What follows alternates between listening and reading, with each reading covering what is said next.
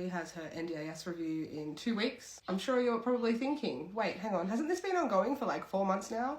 Yes, it has. The NDIS scheme is such a great concept. It's amazing and it changes people's lives. But the system that works the scheme is flawed.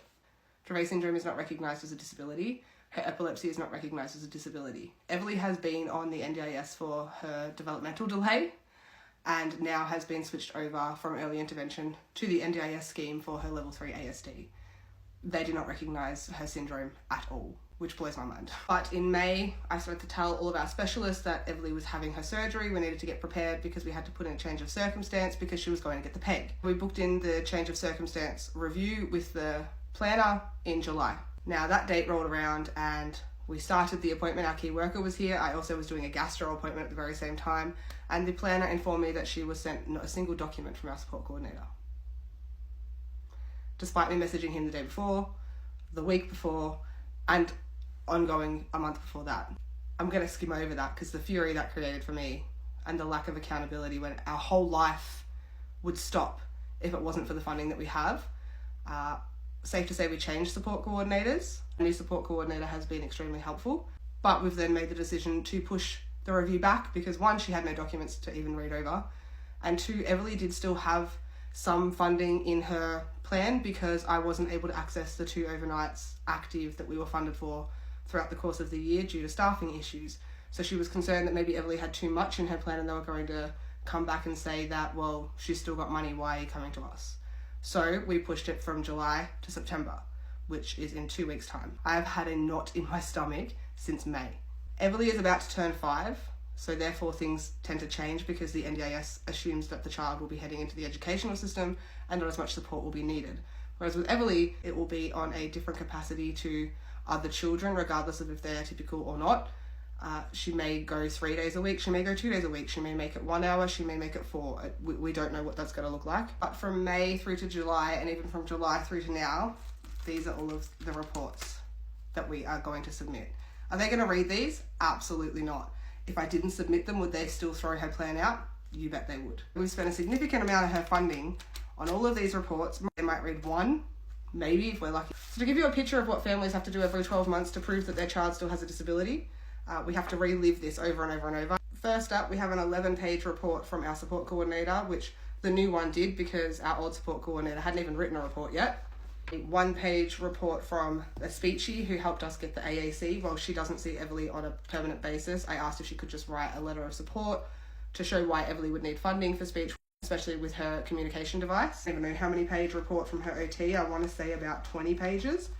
But they're not numbered. We have an 18-page report from our physiotherapist. I have gone ahead and done the carer burden scale to also add to the report. Also did the Sydney Burnout Measure Scale, which is more for employment and for staff, but if you looked at it from a carer point of view, it's a job. It's a full-time job caring for Everly. The amount of phone calls and emails I feel today is wild. I have to juggle all of that. So I did the Sydney Burden Scale to show as well that if I was in a workplace, what you're asking of me would be unreasonable. Followed by an 8-page report from her key worker.